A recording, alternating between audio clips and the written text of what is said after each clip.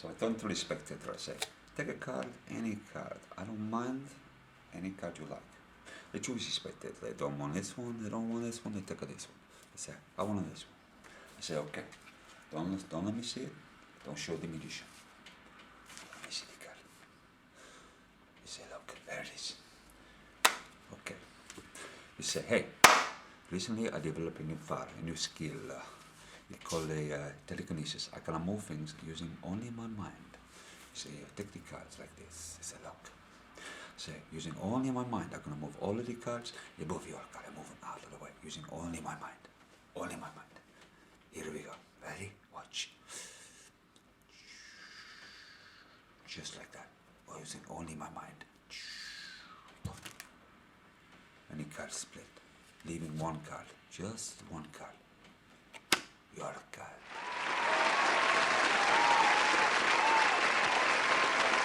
Okay, so how do you do it? Well, first of all, I hope you're digging the dressing gown here. It's getting a bit cold in winter, and I'm just a poor, humble magician. I cannot afford to pay the rent, pay the electricity bills to heat up my house. So I have to wear my lovely dressing gown, nothing on my sleeves, honestly. So here's how it works. It's the kind of a impromptu version of the haunted deck, and I actually learned this off a guy at the Magic Circle when I first joined the Magic Circle. It's a good trick, and when it's presented nicely, it works well. So here's how it works. Yeah, I spring the cards for a reason, and that is because once I've sprung them, can you see they are now bent? They used to be flat, but now they're bent, and they'll hold that position. Okay? Now, if you can't, by springing them, doing it like that, you kind of disguise it. They don't really, you put the bend on whilst doing the spring. If you can't spring, that's no big deal. You just take it and give it a bend. Give them a bend, and you'll feel it. That amount of bend doesn't need much, and if you experiment with it, you'll find you can do it with an amazingly small amount of bend, particularly if the cards are good and new. Anyway, moving on. So now you offer them a selection. You say, take any card, and it really doesn't matter. They can take any card they like. They're all different. So let's just say they take this one. It really doesn't matter. And so they look at the card, they see the card. It's the hearts. I didn't mean to do that, that's when the magic just flows. Same card as before, but it's nice continuity. So as you then offer them the card, you say, take the card, put the card back, and they put it back on top of the deck. What happens is, but then you put them back on top. Now when you get them back on top, what you've got now is this position. If you can just see it, there's basically what I've done is I've bent the top half in the opposite direction, like that. So exaggerated, when you put them together, you've got this thing here like this, touching point. And we'll get to that in a second. But first of all, when you off, here's when you put the bend on. So these are flat at the moment, or they're bent this way because they're all bent the same way from before. Still got the ace of hearts there. So when you offer them back, at your elbow here, you've got these cards, and it just hides it so neatly. You just take them off the bottom like that, and you bend it over here. Just give it a little bend. No one notices. It's right at your elbow. It looks so natural. You just take these off the bottom.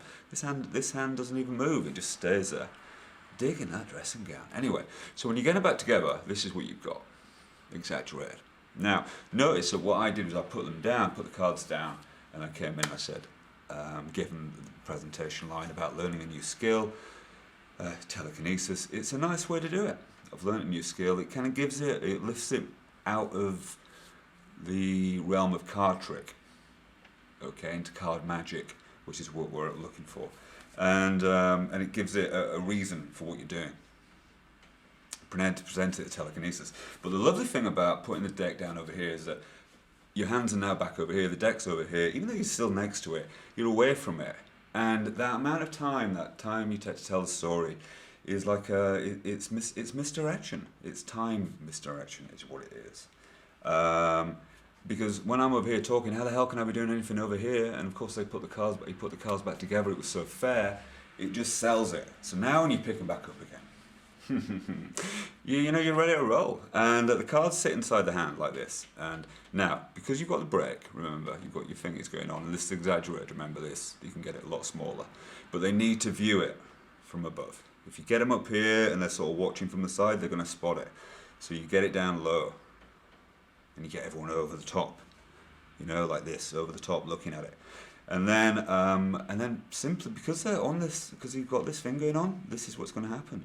They're always going to break it, and it'll just slip around and slide around and stay together, and that's your Ace of Hearts there, of course. But the way to do it, I find really nicely, because if you just give it a little shake with the hand, it'll start to move. There you go. And it's imperceptible, but really, if you shake in the shoulder, hold the hand sort of steady, it's hard to kind of explain, but if you sort of tense your shoulder, it kind of shakes the hand without you shaking the hand. It looks better. Now, so with your presentation, finally, you know, so it's like, explain what you're going to do. You're going to move all the cards above the card, all the cards above the card. So you're doing exactly what you say you're going to do. And this hand wants to be above. You can give it the old look, no strings, no nothing attached, and then just, you know, put the power into it and just spread them, let them go a little bit, and then off the end. And you can get that by if you just play around with that and experiment with it, you'll find you can get it to look just, you know, it's haunted. It's a haunted deck, and it moves of its own accord. It's just, you know. Anyway, and then you're down to the card. You turn it over. Take your time. You go, oh God, I missed again. But of course, it's the Ace of Hearts. Hope you like the trick. I'm going to be posting a few more. Thanks for all the subscriptions and comments. Good luck. Have fun. Boom. Yours magically. P.S. A little note on card types. If you're trying to do it with sort of plastic coated cards, which you might be coming across in England or if you're over here, then it just won't work. You'll see it just won't do it. I was doing it with bicycle cards, which is sort of standard issue in the US. If you're going to get into Magic in England anyway, if you're over here, this is the sort of standard, so you may as well pick up a pack or two of these, which you can get anywhere. But yeah, the plastic cards just won't work, so I didn't want you to be trying it and failing miserably because of the cards. So bicycles the way.